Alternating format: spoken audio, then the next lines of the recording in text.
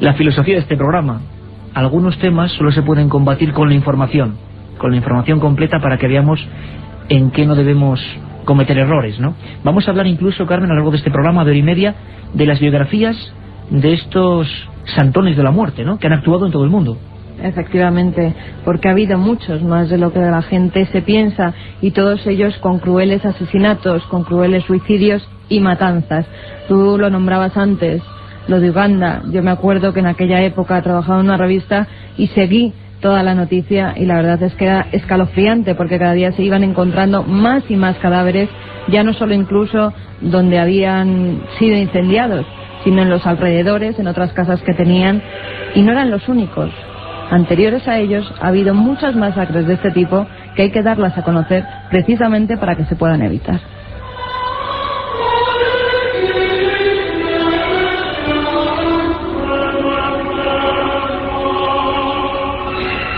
Katia Rocha, Carlos Barroso, este que os habla vuestro amigo Iker Jiménez, y el maestro José Antonio Hernández, con estas músicas tenebrosas que hacen que hasta el día parezca noche. Se llamaba, o le llamaban, Jim Jones, y fue quizá el primer profeta de la muerte, al menos el que más escándalo provocó en su día. La escena sería la siguiente: unos helicópteros de la televisión norteamericana llegan hasta la Guyana francesa para grabar una escena que seguro que muchos guardamos en las retinas y en lo más profundo del cerebro, del alma. Hay cientos de personas acostadas tranquilamente, parece que están dormidas, algunos tienen un vaso alrededor, han bebido lo que dicen, o lo que llamaba la secta, néctar de la muerte, y están recostados en un amplio espacio.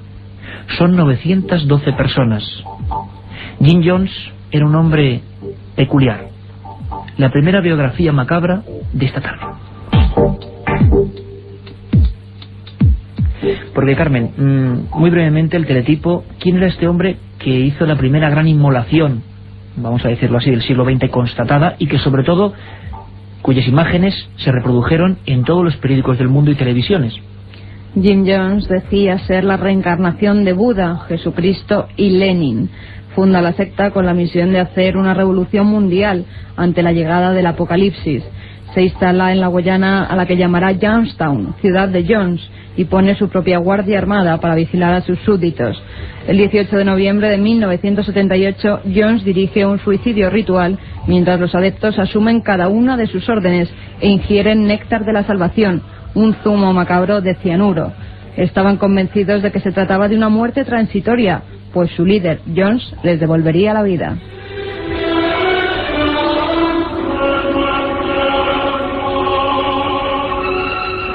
Jim Jones. Dicen que fue un experimento que salió mal. Al final parece ser que varios congresistas norteamericanos estaban vigilándole, sabían que había un grupo de personas casi practicando el esclavismo. Jim Jones, por supuesto, como todos los líderes sectarios, era más listo que ninguno y se alzaba en una especie de trono, y ahí comenzó un día la gran matanza. No sabemos por qué se elige un día concreto, por qué una hora, por qué llega ese momento, el momento del... Tenemos a un lado del estudio 1 a nuestro compañero y amigo Santiago Camacho, siempre pendiente del mundo de la conspiración. Es autor de un libro que recomendamos, que presentamos aquí en este programa, 20 grandes conspiraciones de la historia, Santiago Camacho, editado por La Esfera, y que además ha sido un tremendo éxito porque nos cuenta 20 fichas, vamos a llamarlo así, de cosas que no fueron bien contadas. Entre ellas, algunos episodios absolutamente terribles de inmolaciones en Europa y sobre todo en Estados Unidos, centrándonos en un caso que vamos a tocar, el de Waco, el de David Koresh, que seguro que recordáis. Santiago, buenas tardes, compañero. Voy a decir buenas noches ya por la costumbre, pero buenas tardes. ¿Qué tal? Muy buenas tardes. Siempre el apocalipsis, siempre el día del advenimiento, siempre una fecha en la que determinados grupos, algunos de gente aparentemente normal, luego lo vamos a ver con documentos, gente, como ocurre con los crímenes y psicópatas cuando hemos tratado del tema, si era tan normal, si hacía una vida más o menos como cualquiera de la de nosotros, es decir, personas que, menos en algunos casos extremos, no se distinguirían del común de los mortales. El modus operandi, Santiago, de los casos que tú has estudiado magníficamente y a los que has dado la vuelta en algunos casos, es siempre el mismo. Un grupo se aíslan del resto de la sociedad, viven en comuna y de repente un día, no sabemos por qué, por un mensaje, empieza el infierno. Sí, generalmente ese aislamiento procede de una de las técnicas, digámoslo así, más usuales dentro de las sectas destructivas, que es lo que se denomina el control del medio. Lógicamente, cuando el líder sectario decide dar un nuevo salto en su escala de poder sobre sus adeptos, el mejor medio que tiene es precisamente eso: controlar el entorno en el que viven, controlar sus comidas, controlar sus horarios, controlar su trabajo, controlar lo que ven, lo que oyen, lo que conversan entre ellos. Al final esa ansia de control se vuelve obsesiva. Y generalmente sí hay un patrón en cuanto a la elección de esa fecha fatídica, y muchas veces coincide precisamente cuando ese líder sectario, que en contra de lo que se cree popularmente, no está movido por el dinero, ni está movido por el lucro, ni es un timo a gran escala, sino que realmente es una persona muy enferma, es una persona con graves trastornos de la personalidad, son psicópatas que agravan esa tendencia sociopática, la agravan con graves trastornos psicóticos que les hacen pues tener esos delirios de grandeza, ese mesianismo. Cuando ven peligrar esa fantasía a gran escala que han montado, es precisamente cuando deciden dar el gran final. De hecho, es lo que le pasó a Jim Jones. Fíjate que mencionabas antes el trono en el que en el centro de Jonestown se sentaba Jones. Encima de ese trono había una frase que esta noche iba a decir yo también por la costumbre. Esta tarde haríamos bien en recordar, a pesar de estar allí. Jones tenía puesto: quien olvida la historia está condenado a repetirla.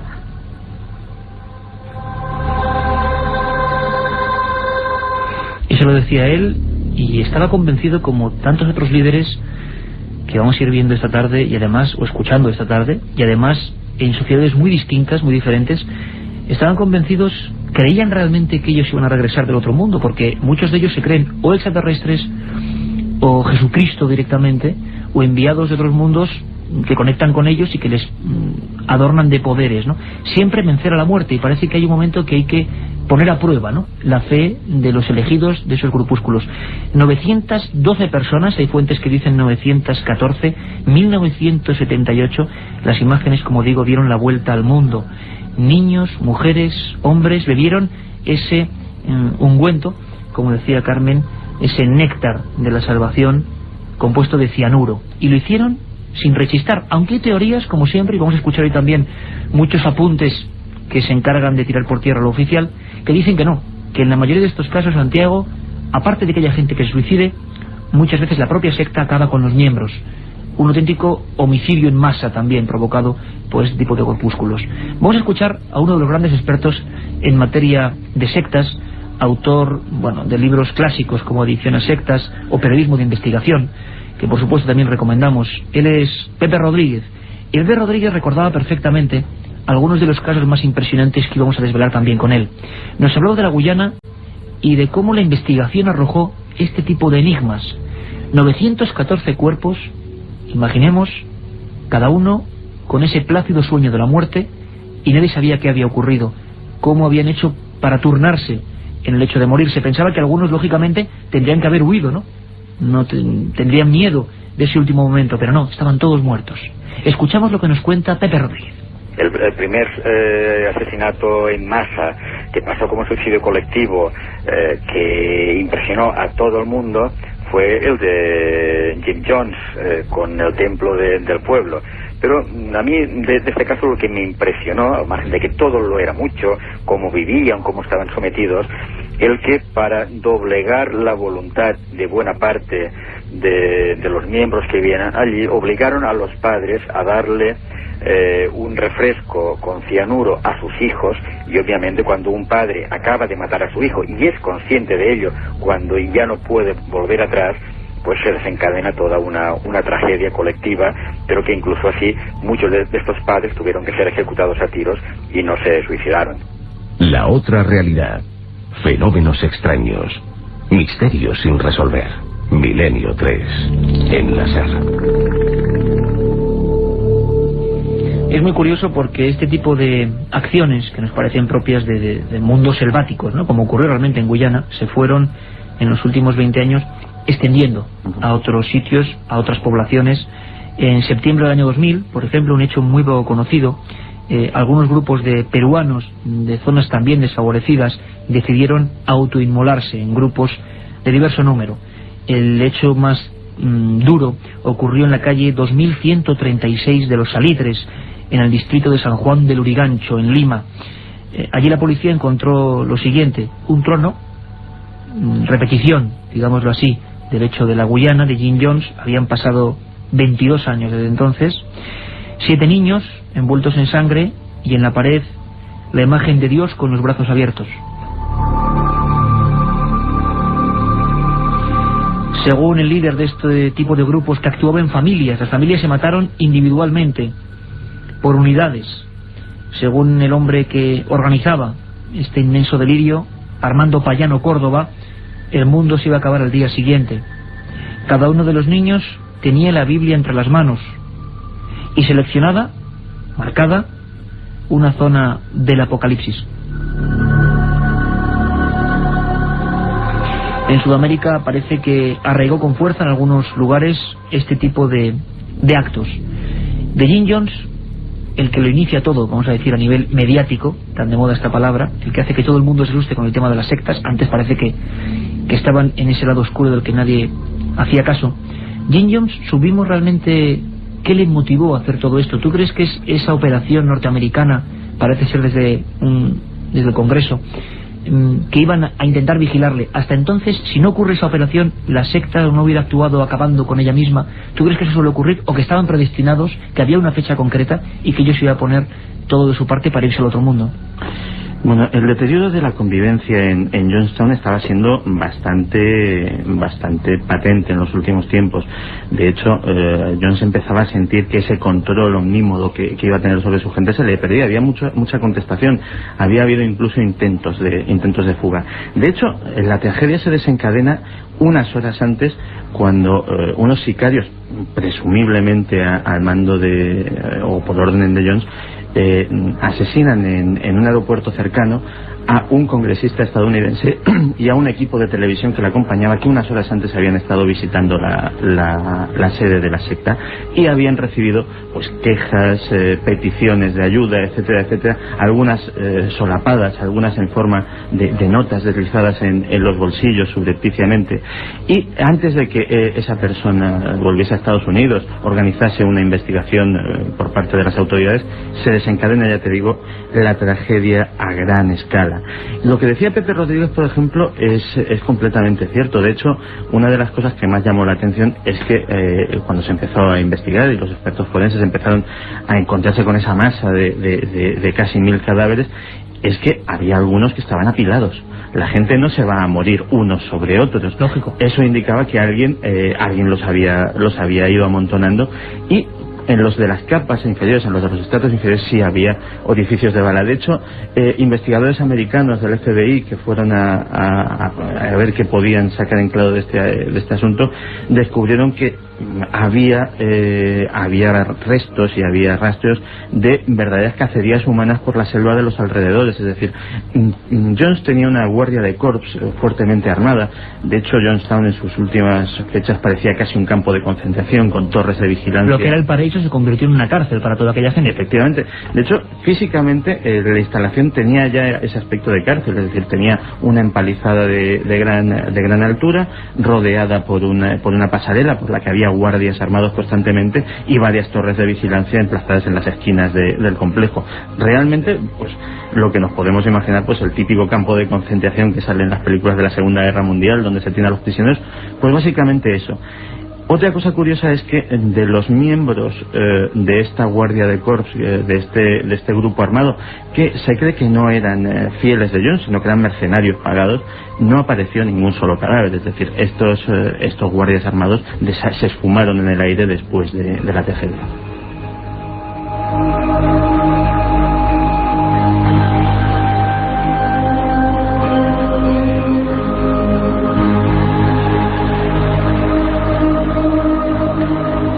En 1993 llegó el gran acto, el suceso que fue recogido en vivo, en directo, por periodistas, enviados especiales, la televisión, Internet, que era un medio floreciente en aquella época, que empezaba en Estados Unidos con fuerza, iba a retransmitir prácticamente, minuto a minuto, la agonía, la tragedia, la chapucera intervención policial, según muchos autores, entre ellos Santi Camacho, realizada por miembros de diversos grupos de élite del ejército norteamericano.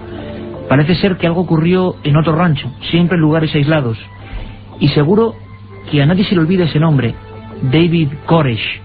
David Koresh decía que él era Cristo, un hombre fuertemente armado que se reunió en un caserón, en un lugar, con sus adeptos. Y recordamos, seguro pasó exactamente hace 10 años, 1993, finales del mes de abril.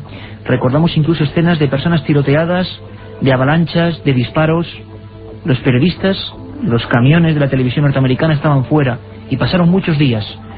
Fue la primera vez que la sociedad, que la policía en este caso, utilizó medios de persuasión a nivel casi subliminal contra civiles. Todo eso ocurrió en ese pequeño rancho de los davidianos de Waco.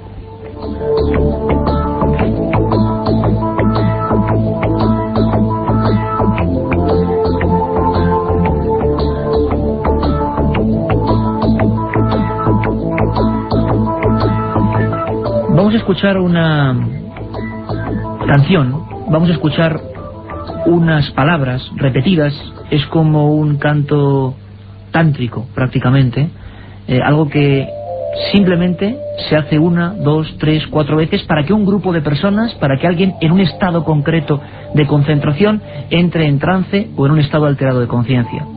Es el propio David Koresh cantando casi con un tono cercano al rock, cantando que llegaba el último día.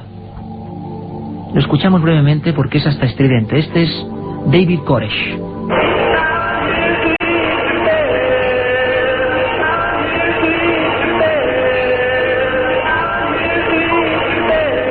Unas canciones o unas frases que se repiten constantemente. David Koresh, vestido con unas túnicas, sus gafas, su pelo alborotado. Un hombre que pasó a la historia porque en los años 90 concentró pues todo tipo de adjetivos. Había llevado a la muerte a decenas de personas, los davidianos. Personas que incluso eran considerados de forma diferente. Había vecinos que para ellos eran perfectamente normales, otros decían que no, que estaban preparando una gran masacre. Vamos a conocer quién fue David Koresh.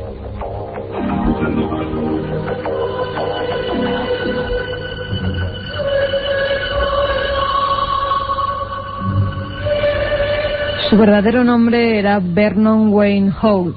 Nació en Houston, Texas, en 1959. Poco antes de entrar a formar parte de los davidianos, cambió su nombre por el de David Koresh, inspirado en el nombre hebreo de Ciro, antiguo rey persa que destruyó el imperio babilonio. Fue el último líder de la rama davidiana de Monte Carmelo en Waco. Tuvo más de 15 hijos, era polígamo, aunque a sus adeptos varones les imponía castidad. Profetizaba el fin del mundo, creía ser el elegido para abrir los 7 sellos del Apocalipsis. Koresh creía en la proximidad del fin de los tiempos y de la segunda venida de Jesús. El 28 de febrero de 1993, Koresh se enfrenta a los agentes federales y tras 51 días de mantenerse encerrado en un rancho, muere junto con 80 fieles en un incendio.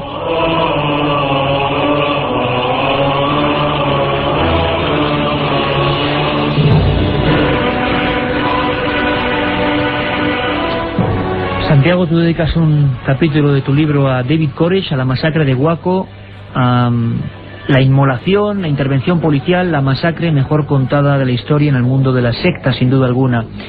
David Koresh, un personaje que, claro, escuchamos como que él era polígamo, y los demás tenían que respetar castidad. Cosas que dicen una persona normal, como podemos ser nosotros, decimos, caramba, vaya clase de ventajismos. ¿Cómo es posible que una persona de este tipo, con estas leyes estrictas, se haga con un grupo de adeptos tan numerosos, Santi? Porque Koresh además es un personaje muy especial. Cores entra a formar parte de los davidianos, que no son una secta de nuevo cuño, no son pues como puede ser cualquiera de los grupos que han florecido en los últimos 20 años.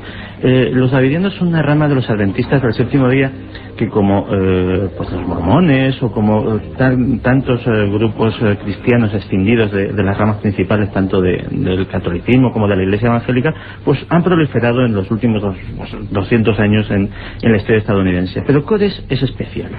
Cores, diciéndolo en un lenguaje más o menos coloquial, es un trepa, y es un trepa nato, y además es una persona que, como en el caso de Jones, tiene una tendencia psicópata muy clara. Es una persona sin conciencia, sin remordimientos por sus actos, capaz de realizar cualquier cosa, y de hecho hace lo imposible por terminar haciéndose el líder de la comunidad religiosa que vivía en Monte Carmelo. Acaba contrayendo matrimonio, por ejemplo, con una mujer muchísimo mayor que él, para aprovechar su peso específico para subir peldaños en la comunidad, e incluso, y eso se decía en voz baja entre los miembros de la comunidad, parece que hay incluso una sospecha de haber participado en la muerte de su antecesor para tomar el poder total. O sea, que era un pájaro, el de Bill Koresh. Sí, realmente los adventistas del séptimo día, como secta, no eran gente peligrosa en absoluto, pues tienen sus ideas, que nos pueden parecer más o menos bien, pero que están amparadas por la libertad religiosa estadounidense o de cualquier país occidental. Pero él precisamente es un lobo, que aparece en este rebaño de ovejas y termina haciéndose con él, imponiendo su propia ley y llevándolos, como luego se comprobó, a la catástrofe.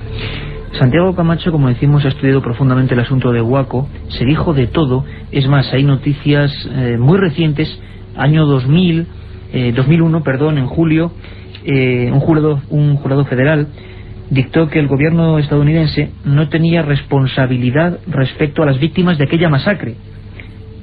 Los abogados de los davidianos pedían $675 millones, esto ocurrió hace 10 años, por las muertes. ¿Por qué? ¿Qué ocurrió? ¿Qué pasó? Quizá muchos oyentes de Milenio 3 no recuerden este hecho absolutamente trágico y negativamente histórico en el mundo de las sectas y de las creencias. Parece ser que estaba anunciando el fin de los días, parece ser que se había rumoreado, no sabemos con qué fidelidad o no, que ese rancho iba a convertirse en el rancho de la muerte, y al final se convirtió en ese rancho de la muerte cuando intervino la policía. Tenemos un documento, creo, interesantísimo. Es Virgilio Ávila, el primer cronista que llega en un automóvil, que ejerce casi de periodista, la noche de autos, la noche en que aquel rancho se convierte en pasto de las llamas, en que hay personas tiroteadas, en que los lamentos rasgan la noche y en que casi 100 personas aparecerán masacradas. Virgilio Ávila todavía no sabía bien qué había ocurrido. Se encontraban cadáveres entre los escombros. Había muchas hipótesis que empezaban a flotar en el ambiente. Así lo contaba. En este momento la actividad policial ha cesado. No es una actividad como había antes y durante la tragedia. En este momento los investigadores están revisando los escombros. Ellos han dicho que han encontrado algunos recipientes en los que se supone contenían el material químico con que los davidianos iniciaron el incendio que destruyó su complejo. Por otro lado, los expertos dicen que el reconocimiento de los cadáveres será una tarea bastante difícil, que se tomará algún tiempo porque seguramente han quedado totalmente calcinados. Dicho sea de paso, esta actividad de recuperar los cadáveres todavía no se ha iniciado, ya que durante toda la noche los escombros emanaban grandes columnas de humo y se podían divisar algunas pequeñas llamas. Los agentes dicen que el calor da la posibilidad de explosiones debido al arsenal que tenía guardado David Koresh en el lugar, así que se tomará por lo menos un par de días antes de que exactamente sepamos qué es lo que se encuentra entre los escombros. Un viaje en busca del misterio. Milenio 3, en la SER. Milenio3@cadenaser.com es el lugar, la línea abierta constante con este equipo de contadores de historias que estamos dispuestos siempre a investigar, a indagar en los casos que nos propongáis.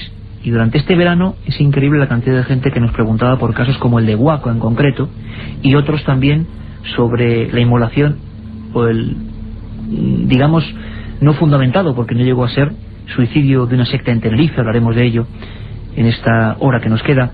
Es decir, había un interés en esas inmolaciones rituales ocurridas en diversas partes del mundo, y lo hemos concentrado hoy, pero Waco sin duda puede ser el caso estrella, tal y como sucedieron los hechos.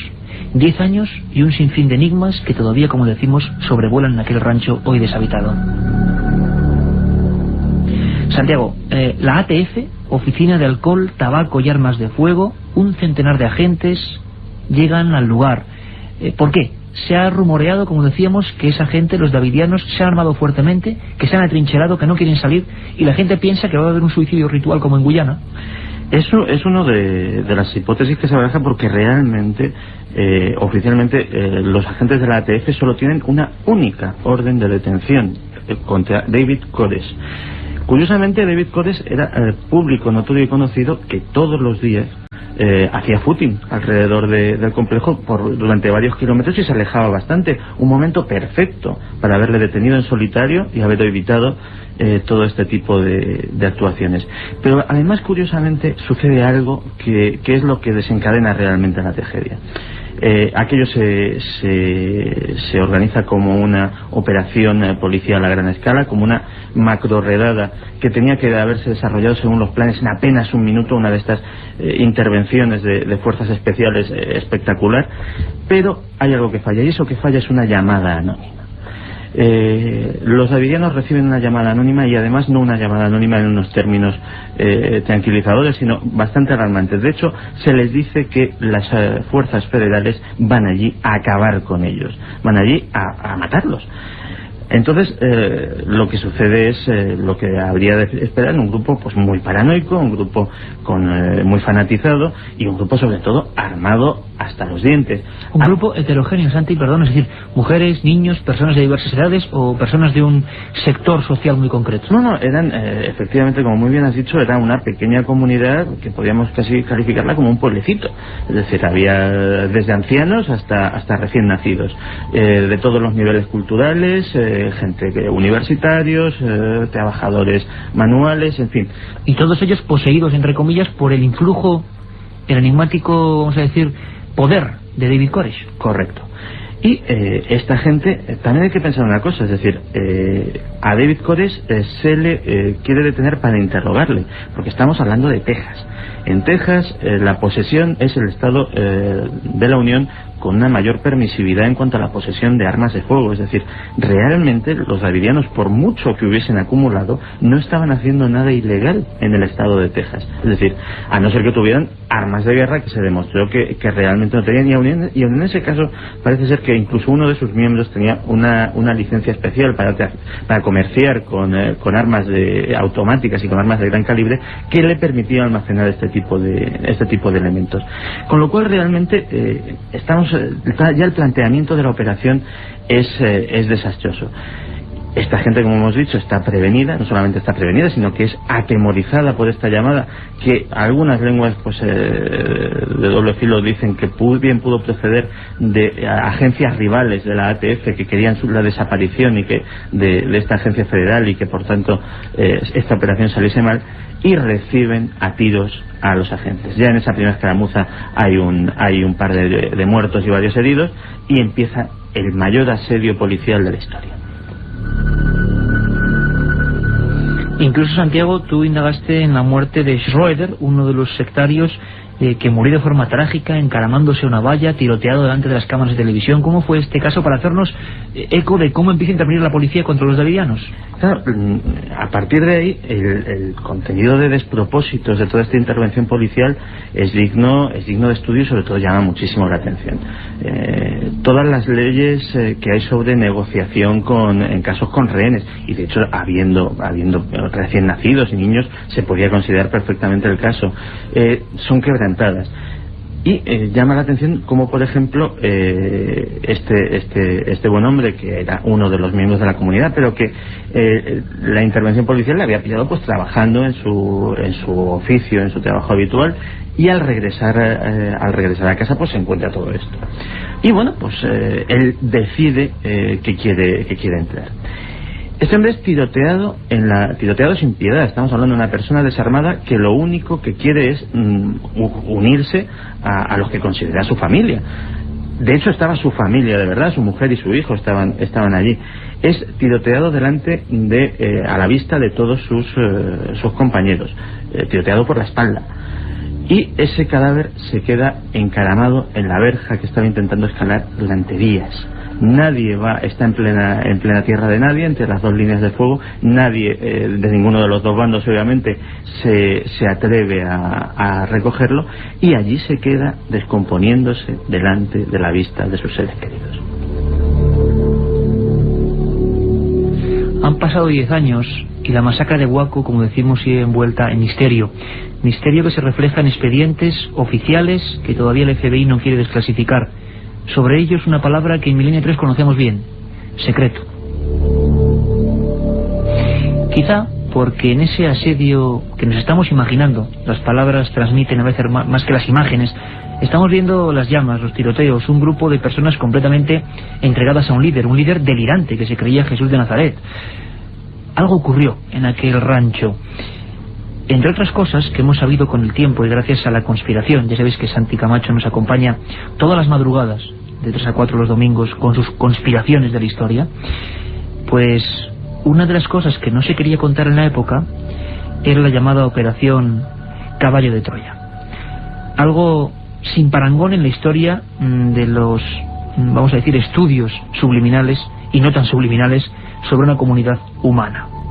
Virgilio Ávila, ese corresponsal que llegó aterrorizado viendo los cadáveres y viendo las llamas, a los pocos minutos ya hablaba de dudas en torno a la oficialidad de esas muertes. ¿Habían sido los propios davidianos? ¿Había sido todo provocado, incluso las llamas, por la policía? Empezaba la controversia, una controversia que dura una década. Bien, en este momento se está arguyendo por parte de algunas personas, de los simpatizantes de David Koresh o de las personas allegadas a esta secta, de que el FBI, en su intento de introducir el gas lacrimógeno a través de mangueras de los vehículos blindados, botó algunas lámparas con las que utilizaba la secta para iluminarse durante la noche, ya que les habían cortado la electricidad desde hacía aproximadamente un mes. Pero, sin embargo, los oficiales del FBI dicen que a través de sus binoculares ellos pudieron ver a algunas personas rociando algún tipo de líquido antes de las llamas, y que se pudo ver bastantes llamas salir al mismo tiempo, o sea que no se inició en un solo lugar. Y dicen ellos que esto fue la orden de David Koresh, y que de ninguna manera el tipo de gas lacrimógeno que ellos usaron, ellos dicen que no es un tipo pirotécnico, o sea que no podría causar ningún tipo de incendio. Pero casi a los segundos de ese momento, Internet y algunos medios, vamos a ponerle comillas, clandestinos en aquella época, o con otro tipo de información, ya hablaban de divergencias, ya hablaban de esa operación Caballo de Troya. ¿En qué consistió, Santiago? Que nos suena un nombre bien conocido. ¿Qué pasó en aquel rancho? ¿Cómo actuó?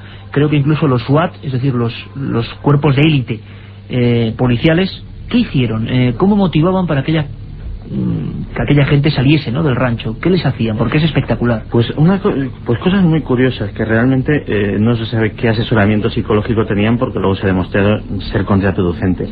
Se les sometió a una tensión, se trataba de someterles a una tensión absoluta, y con el fin, se supone, que de que depusieran su actitud.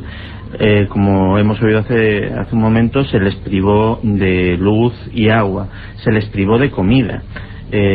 Vuelvo a recordar que había un buen número de niños pequeños allí. Ni siquiera esos niños pudieron disfrutar de esa agua fresca y de esos alimentos. Y día y noche se instalaron unos altavoces gigantescos de los que pueden verse en cualquier macroconcierto de rock, en los cuales se transmitía música estridente, sonidos enervantes, como puede ser el degollar conejos delante del micrófono para que esos chillidos penetrantes, amplificados millones de veces, llegasen a día y noche a los oídos de estas personas, impidiéndoles descansar. Todo el complejo era barrido con focos de tremenda potencia que también impedían cualquier tipo de descanso. Y realmente esto, en opinión de los expertos en este tema, es una barbaridad, porque estamos hablando de un grupo, como hemos dicho antes, muy fanatizado, que realmente cuando se le somete a este tipo de estímulos lo que se consigue es que aumente su cohesión entre ellos. Es decir, precisamente David Koresh les había estado durante años adoctrinando sobre la maldad del exterior, sobre la sociedad normal, entre comillas, que quería acabar con ellos, que eran sus enemigos, y precisamente con esa actuación estaban reafirmando las ideas de su líder, estaban cohesionándoles, haciendo que resistieran allí como una piña. Y al final, el resultado de todo esto, objetivo, casi 100 muertos, y nadie sabe dónde está la balanza, quién fue más culpable. Esto es lo que pasó en Waco. Pero desgraciadamente la masacre de Waco no sirvió para que todo el mundo tomase conciencia de un hecho tan trágico, sino que como un virus letal, ese contagio, como se contagia el miedo, se contagia también la locura, el delirio, la maldad, empezó a recorrer otros lugares. Muchos pueden decir, hombre, que la sociedad tejana es más o menos desarrollada, desde luego no es Uganda. Pero ¿y lugares como Suiza? Lugares que tienen una renta per cápita, un nivel cultural, un nivel de conocimientos. ¿Es posible que algo parecido a estas tragedias ocurriese allí? Claro que sí.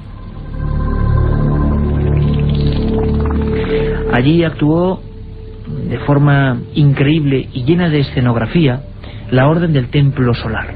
Vamos a conocer a este extraño grupo.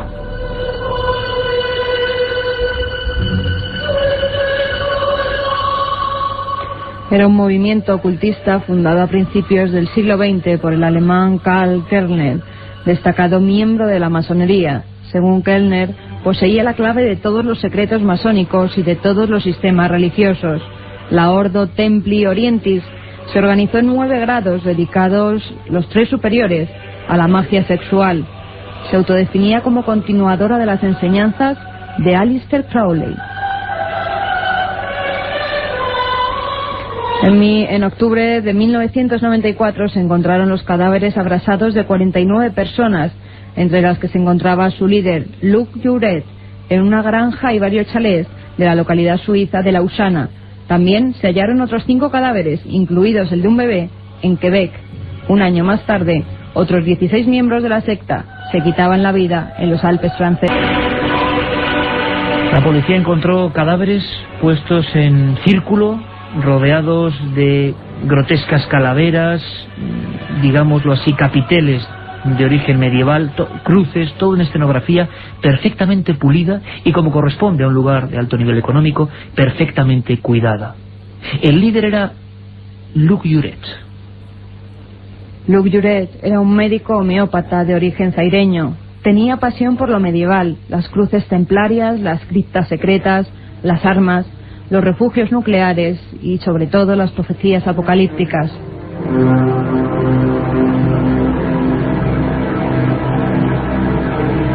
Era conocido como el Gran Maestro, el sumo pontífice de la Orden del Templo Solar y de su filial La Cruz y la Rosa. Estaba convencido de la llegada del fin del mundo en 1992 y del Anticristo. Al creerse el elegido para hacerle frente, hace acopio de todo tipo de armas que guarda en los sótanos de sus viviendas. Jouret estaba convencido de que el Anticristo tenía secuaces en los gobiernos y en los regímenes democráticos que, según él, habían traído la disolución de la moral cristiana occidental. Luc Jouret es otro tipo de líder. Cree que los gobiernos están manejados por una mano oculta y que van a ir a por él. Decide, por lo tanto, hacer una escena casi digna del teatro. Tan digna del teatro que la gente, los jefes de policía, no podían creerse lo que se habían encontrado. André Pigard, uno de los jefes que llega allí, observa la escena y se queda, no puede decir horrorizado, porque aquello tenía, como decimos, una especie de cadencia de escenografía. Todo estaba perfectamente puesto, hasta los cadáveres. Ocurrió en Lausana en 1994 y escuchamos a André Pigard. La primera impresión fue de shock, la impresión de encontrarse ante una imagen irrealista, muy irrealista. Apenas lo podía creer. Pero tengo que decir que no me encontré ante una imagen horrible.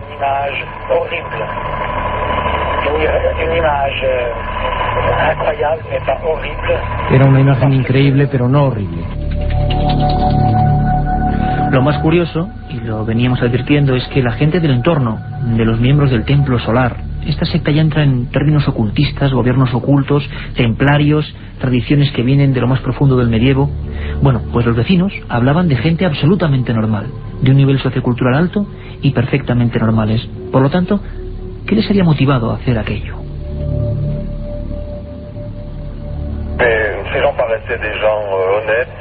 Yo sabía que mucha gente los había visto, pero esta gente parecía sincera.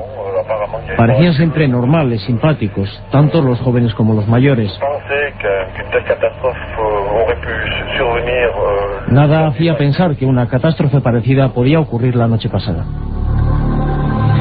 Investigó intensamente el asunto de la Orden del Templo Solar, cuyas ramificaciones se escapan, como en todos los grupos ocultistas, quién sabe hasta dónde.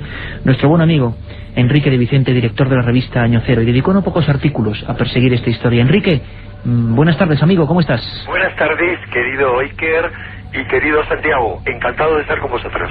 Y nosotros, por supuesto, que estés aquí en Milenio 3. Enrique, Orden del Templo Solar, Luc Juret, ¿cómo es posible que en Suiza, como decimos, con un nivel de adquisición y de cultura importante, ocurriese lo que ocurrió? Bueno, pues lo increíble no solamente es que sucedió en Suiza, sino que sucedió con ciudadanos de muchos países occidentales, gente de un altísimo nivel social. Y lo increíble no solamente es que haya una matanza que parece que fue como esa que ocurrió en Suiza, en parte suicidio decidido por los miembros convencidos de que debían hacerlo así, y al mismo tiempo asesinato de todos los disidentes, sino lo increíble es que hubiera 2 suicidios posteriores. O sea, ¿cómo puede uno explicarse que tras haber conocido la muerte horrorosa que habían conocido a algunos de sus compañeros, hubiera otros miembros de la Orden del Templo Solar que decidieran acudir a las proximidades de un lugar conocido por el nada fiable nombre de Pozo del Infierno? Aquí fue donde murieron posteriormente, creo recordar que en el año 95, 16 miembros de la Orden del Templo Solar. Bueno, 13 y 3 niños. Lo de 13 ya nos indica que estamos ante crímenes, asesinatos o suicidios rituales. Muy importante, Enrique, perdóname, porque hay una cosa que además lo vimos que están preguntando por el mail. Hemos hecho hincapié en la escenografía. ¿Qué ocurría, Enrique? Que no eran muertes, no estaban los cadáveres desperdigados, habían mantenido una estética en todo lo que hacían hasta el día de su muerte. Sí, había una estética, pero sobre todo había un simbolismo muy potente. O sea, en cada uno de los pasos de los 3 suicidios, si me permites, termino de comentar que lo increíble es eso, es que puede haber gente entre esos 13 adultos que participan en el segundo suicidio o ejecución colectiva. Es decir, no sabemos si los 13 habían decidido, desde luego los 3 niños no, habían decidido morir para viajar hasta la estrella Sirio, porque eso es lo que ellos parece que creían. Se sabe que fueron ejecutados por 2 policías que formaban parte de la orden, y que luego se colocaron ritualmente también estos 2 policías y se dispararon a ellos mismos. Bueno, lo increíble es que entre estos 13 miembros estaban 2 miembros, por ejemplo, de la conocidísima familia Vuarnet, que no solamente la mujer y el hijo del propietario de la empresa Vuarnet, que controla algunas de las pistas de esquí más famosas de Europa, que producen un montón de artículos como las gafas de sol Vuarnet, como un montón de artículos de esquí con esa firma. Y no solo eso, sino que entre los miembros que participaron en la primera masacre había gente que habían ocupado cargos políticos relevantes, por ejemplo en los gobiernos locales de Suiza y sobre todo de Canadá. También participó un canario que fue uno de los muchos que parece ser que fueron conducidos de buena voluntad, pero sin saber a lo que se enfrentaban a esa masacre. Ahora, tú me preguntabas acerca de la simbología. La simbología era plena, absolutamente, en cada paso de estos 3 asesinatos. ¿Podríamos hacer, Enrique, una fotografía de cómo se encontraron los cuerpos o por qué ellos utilizaban esa simbología? Hablaban de elementos medievales y de una cuidadísima posición de los cuerpos, ¿no, Enrique? Totalmente. De elementos medievales porque a fin de cuentas lo que estaban era haciendo rituales, según ellos creían, relacionados con los templarios. Por ejemplo, por hablar de la segunda matanza, de esta de los 13 adultos y los 3 niños. Esta matanza tuvo lugar en la meseta de Vercors, en Francia, que era un lugar de pasaje tradicional para los templarios medievales y que estaba muy cerca de lugares con nombres tan absolutamente significativos como el Pozo del Infierno, el Agujero del Diablo y el Monte Negro. O sea, ¿cómo alguien puede ir a morir a un sitio como ese? Desde luego, sitio alegre, ¿no? No, pero hay algo más. El pueblo más cercano se llamaba Saint-Pierre de Serennes, que podría ser traducido como San Pedro de la Hoguera. Eso hacía alusión a la hoguera en la que habían muerto los templarios medievales. O sea, si por un lado hablamos de los 13 muertos de ese segundo ritual, que es un nombre muy simbólico en muchísimas tradiciones, como Cristo y los 12 apóstoles, cuando hablamos del anterior, hay que recordar que en Suiza murieron 53 personas, pero no eran 53 los que tenían que morir, sino 54.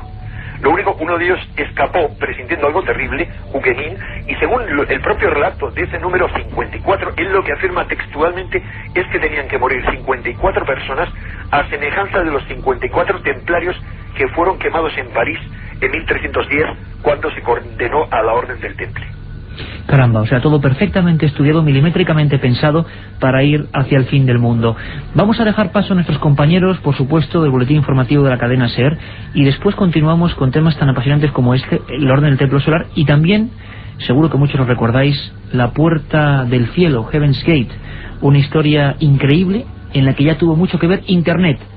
Las matanzas vistas con el perfil del siglo XXI, personas que se autoinmolaron creyendo que viajaban detrás de un misterioso cometa, de algo que venía detrás del llamado Hale-Bopp y que iba a llevarles a otro mundo. Ocurrió también en Estados Unidos, en San Diego, con personas muy adineradas. Y por supuesto, no os olvidéis que trataremos los temas españoles.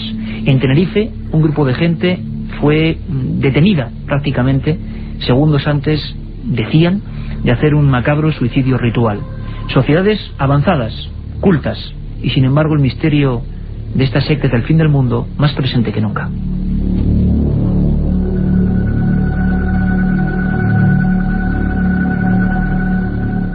Milenio 3. Periodismo de lo desconocido. En la SER. 1937. 200 personas mueren trágicamente en el santuario de la Virgen de la Cabeza. 1971 aparece el fenómeno de las caras de Belmez. 2003. ¿Qué relación existe entre estos dos episodios? Descúbralo en Tumbas sin nombre. Un apasionante libro de Iker Jiménez y Luis Mariano Fernández. Una tragedia, un misterio, una investigación. Editado por Editorial Edad. La otra realidad. Milenio 3. En la cadena SER. Quizá así puede sonar el complejo neuronal de uno de estos líderes o adeptos que están a punto de realizar su último día. ¿Qué puede pasar en las mentes de estas personas? ¿Qué pueden pasar por sus pensamientos cuando saben que van a morir, van a hacerlo en grupo y van supuestamente a alcanzar otra realidad?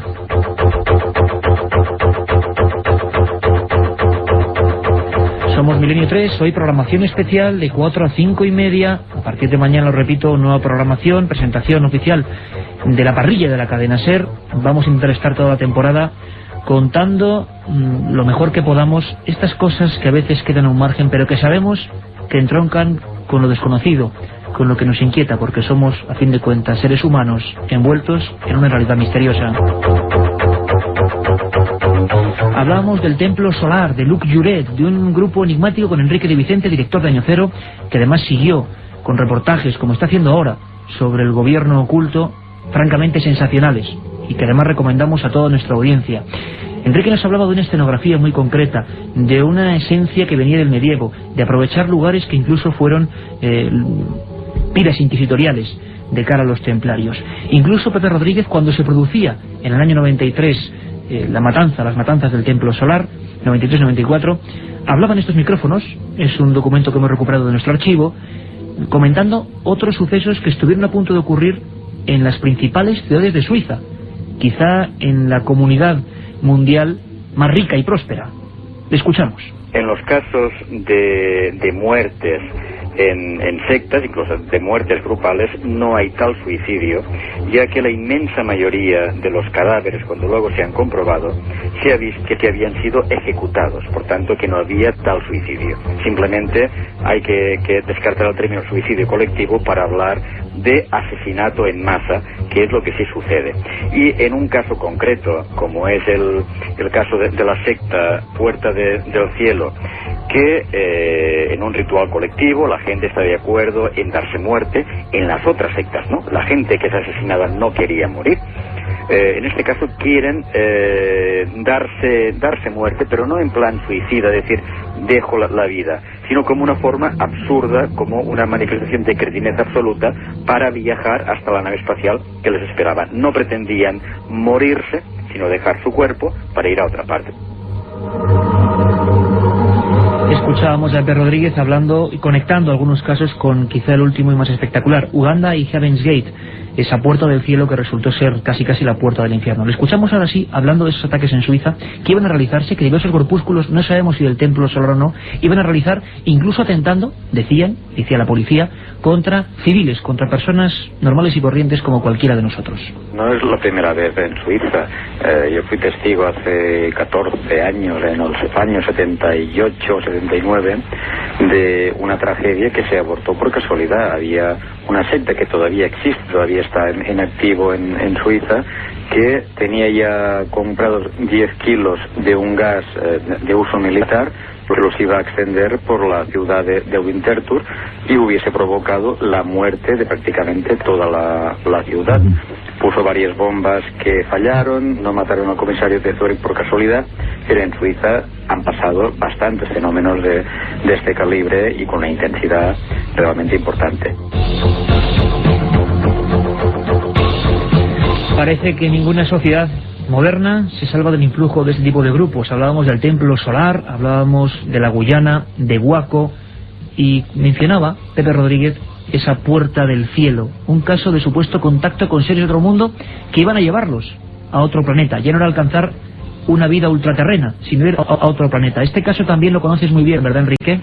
Pues sí, ese es un caso que investigué en su día y que en cualquier caso no me parece tan significativo y tan cargado de simbolismo como la Orden del Templo Solar, que es un caso que ha investigado muy a fondo ambos, pero sobre todo el la OTS, nuestro amigo Santiago Camacho.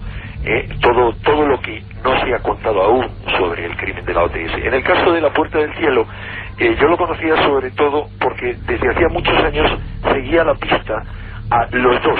Así se conocía a los fundadores de ese grupo que luego se convirtió en la Puerta del Cielo. Cuando murió la mujer de esa pareja, murió la mujer y quedó el hombre. Aquí también hubo escenografía, ¿verdad, Enrique? Se encontró la policía de San Diego, año 97, a unos personajes de muy alta alcurnia, vamos a decirlo así, en una zona privilegiada, vestidos de forma muy rara y que habían decidido morir, ¿no? Sí, vestidos de blanco, como que se entregaban a una muerte ritual, convencidos de que iban a parar a otro mundo. Hombre, esto es una característica común a varios de estos asesinatos colectivos, como los ha definido Pepe Rodríguez, pero que también tienen mucho de crímenes rituales.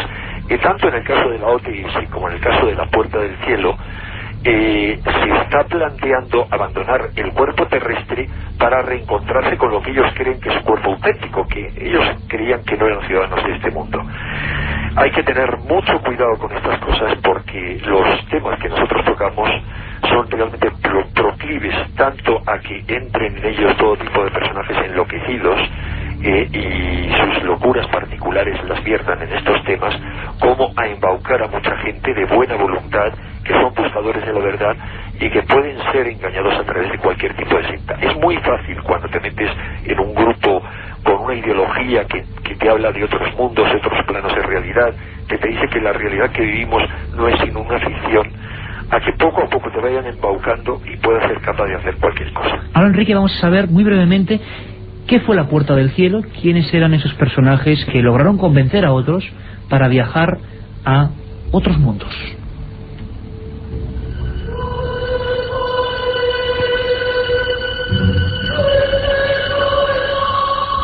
La Puerta del Cielo, o Heaven's Gate, era una agrupación fundada en 1975 por Marshall Applewhite y la enfermera Bonnie Lou Nettles. Él era catedrático de música y ambos se reunían con unos cultos relacionados con ovnis que desembocaron en la creación de la secta La Puerta del Cielo, que se establece en San Diego. Applewhite y Nettles se hacían llamar Bo y Ti y creían ser la reencarnación de Jesús y de su Santo Padre. Pensaban que tenían la misión de conducir a sus fieles a un plano superior de existencia, llevándoles en una nave espacial que vendría del más allá. Los adeptos tenían que abandonar sus bienes terrenales, sus familias y llevar un estricto celibato. La llegada del cometa Alebop era la señal que el grupo esperaba para subir a una nave espacial que los llevaría a su mundo en el cielo. La primera vez, Santiago Camacho, que quizá Internet tiene gran parte de la culpa porque se difunden por la red, año 97, ya muy establecida, unas fotografías en que este cometa, el Hale-Bopp, tiene detrás una especie de luz.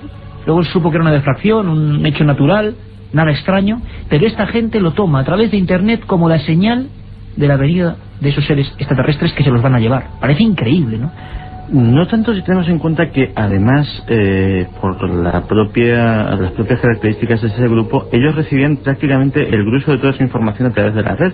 Hay una página del propio grupo, ¿no? Todavía. Sí, de hecho, pues igual que hay comunidades religiosas de monjitas que se dedican a hacer pastelitos, a hacer dulces, ellos habían encontrado una fuente de financiación muy lucrativa, dedicándose precisamente a hacer páginas web y a hacer trabajos para empresas externas en Internet. De hecho, la secta tenía unas cuentas más que saneadas.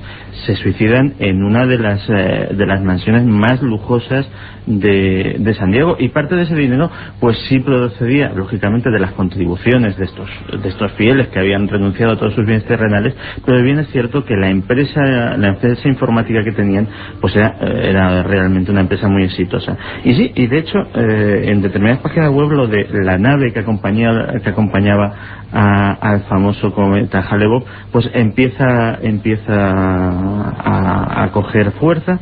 Y lo que se supo tristemente años después es que pues uno de las personas que por fortuna, no recuerdo ahora mismo su nombre, que más ímpetu le dio a esta historia, ya había sido responsable de algunos otros fraudes relacionados con el fenómeno OVNI en el pasado. Lo que pasa es que este tuvo unas consecuencias realmente dramáticas. Habría que pensar en la responsabilidad de quien difundió esa foto a través de Internet. Era el cometa, su gran cola y detrás otra luz. Un fraude intencionado, un error en la fotografía. Lo cierto es que solo a través de esa pequeña luz un buen número de personas tomaron veneno, se vistieron de forma muy concreta con un tipo de zapatillas y decidieron que tenían que viajar a otros planetas inexplorados. Vamos a escuchar un documento importante y mantenemos la conexión, por supuesto, con Santiago y con Enrique de Vicente, director de Año Cero, porque es la voz del jefe de policía de Tenerife, que nos habla de un ritual progresivo, de algo que estaba pasando. De esto no ha llovido mucho, apenas 4 años. También las noticias se cortaron rápidamente en torno a esta historia. Una secta liderada por una súbdita de origen alemán, Hilde Zwickau, que parece que también decidía que era el fin del mundo y ocurría en España, en Tenerife. Esto decía el jefe de la policía. Y luego, pues, tenemos alguna información de que había alguna escenificación divina, de que la líder considerarse pues poco menos que tocado por la mano de Dios, o ser Dios mismo, etcétera. Una especie de ritual, pero de ritual, digamos, progresivo, que es lo que hay que destacar de la peligrosidad de esta secta. La noticia, después del suceso de Heaven's Gate, apenas medio año después, llegaba a colapsar los teletipos informativos españoles. Una secta extraña, misteriosa, viviendo en común aparentemente, quería suicidarse. Eso es lo que decían los medios y decía la policía. Tenemos la voz del delegado gubernamental, del delegado de gobierno, Rodríguez Valdés, que hablaba de sus pocas dudas en torno a lo que esa gente iba a hacer. Pensaban hoy a las 20 horas, a las 8 de la tarde, ir a Itelle, subir a Itelle y suicidarse. Es decir, ya habían alquilado los coches, etcétera, etcétera, ya se habían despedido sus familias ya habían escrito las cartas, todo, y pensaban hoy a las 8, ya digo, a las 8 de la tarde suicidarse. 8 de la tarde, el Teide, lugar y hora para el fin del mundo. Todo lo que sea de origen canario, y es mucho y muy misterioso, ojalá esta temporada podamos estar allí con los amigos de Canarias, que sabemos que nos siguen, significa nuestro buen amigo, informador, José Gregorio González. José Gregorio, buenas tardes, compañero. Buenas tardes a Enrique y a Santiago. José, tú escuchaste estas declaraciones en su día, perseguiste la historia punto por punto, como en el caso de Waco, todo se envolvió de nubarrones grises, como siempre ocurre con las sectas. ¿Realmente esta gente quién era? ¿Qué iba a hacer? ¿Y lo iba a hacer de verdad? Bueno, la verdad es que el caso de Heidi Fiscau, como lo conocemos aquí en Canarias, pues es auténticamente controvertido, ¿no? Yo soy muy escéptico con respecto a las intenciones últimas de este colectivo y, bueno, si bien entiendo que la policía hizo una intervención preventiva, sobre todo en un clima caldeado por los suicidios colectivos que habían tenido lugar pues meses y años antes en diferentes partes del mundo, bueno, pues esa labor preventiva de alguna forma eclipsó una investigación que a lo mejor podía haber sido mucho más rigurosa y haber atado bastante más los cabos, porque a día de hoy, 5 años después, existen muchas dudas sobre las auténticas intenciones de este colectivo y que realmente se tratase de un colectivo en sí mismo y no de un grupo de amigos y simpatizantes de esta psicóloga alemana que llevaba ya muchos años viviendo en Canarias, donde quería instalar o construir una especie de ciudad o de complejo dedicado al mundo espiritual y a las terapias alternativas, y en fin, a un enfoque de vida, digamos, alternativo, y en el que había estado empleando buena parte de su patrimonio personal, y que lógicamente pues también en un momento determinado hace una invitación a algunos de sus amigos y simpatizantes, incluso pacientes, porque ella era psicóloga y ejercía con consulta en Alemania, a donde realizaba viajes frecuentes. Pues algunos de estos pacientes, de estas personas que de alguna forma intimaron más con ella, pues habían hecho, según la policía, cuantiosas aportaciones a la líder, a cuentas bancarias de la líder, de Heidi Fiscau, hipotéticamente con el fin de contribuir a la construcción de ese complejo o lugar idílico. Lo cierto, Iker, es que sea como sea, la policía es alertada el 5 de enero del año 1998 por un teletipo de la Interpol.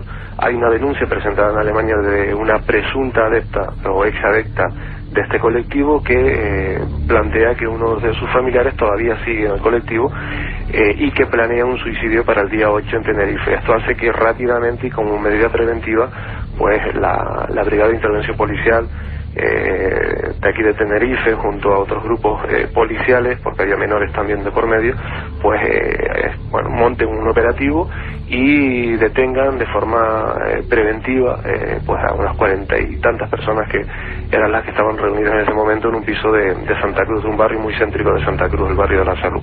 Digamos que este es el escenario en el que se desarrollan los hechos que después generan muchas informaciones contradictorias, ¿no? Enrique, tú que también seguiste esta historia y lo hizo tu revista, falsa alarma. Nos encontrábamos en un momento demasiado caldeado donde habían ocurrido varios hechos con suicidios, y también hubo cierta caza de brujas, porque incluso tenemos documentos y personas importantes a nivel gubernamental que hablaban de que era una secta de la nueva era y eso había que contrarrestarlo. Se mezcló todo en un cajón desastre y parece que quizá fue eso, una falsa alarma, ¿o no? Tú lo has definido a la perfección. Eso es lo que ocurrió. Vamos a ver.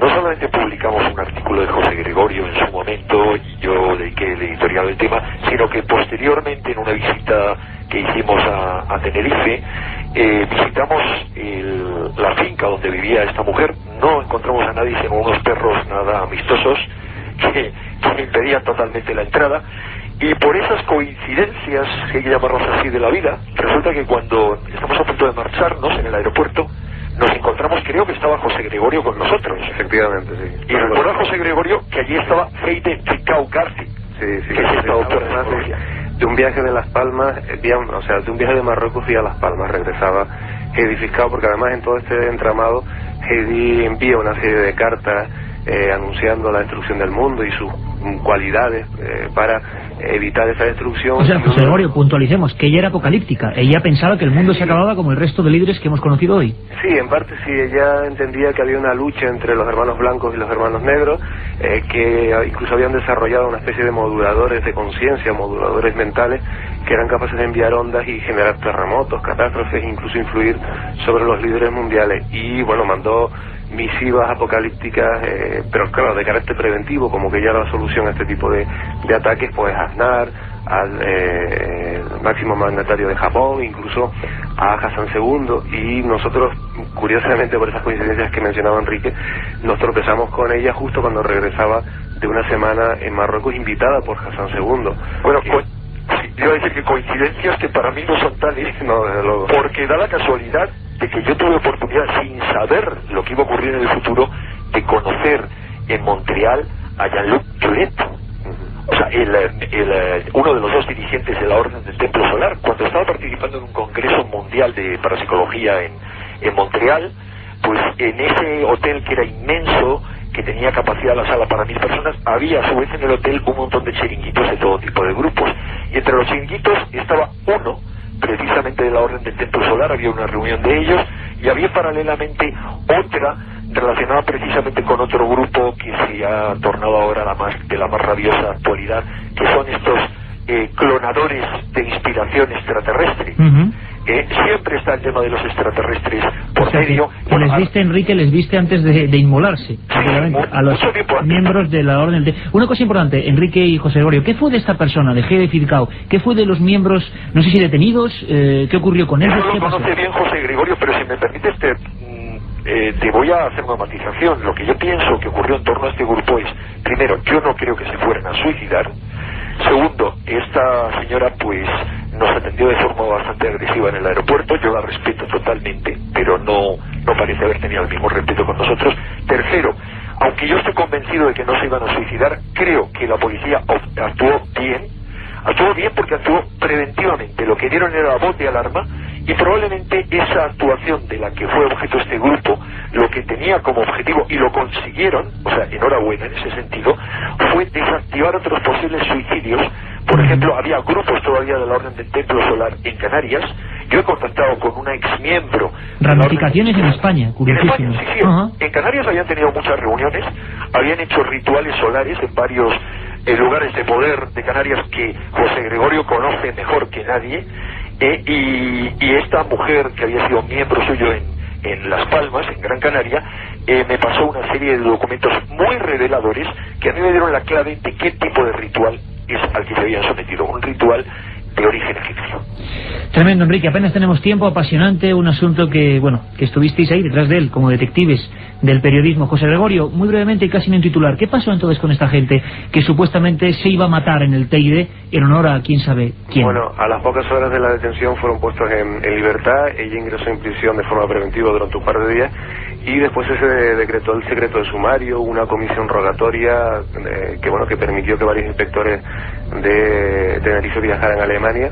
Parece que se imputaron nuevos cargos, incluso de daño psicológico, pero lo cierto es que 5 años después no ha salido el juicio. Ella ya telegráficamente te diría que envió una misiva en el año 2000 a todos los medios de comunicación, desvinculándose de cualquier grupo, proclamando su inocencia y por supuesto su intención de retirarse y vivir una vida austera y en solitario, desvinculada de cualquier tipo de movimiento.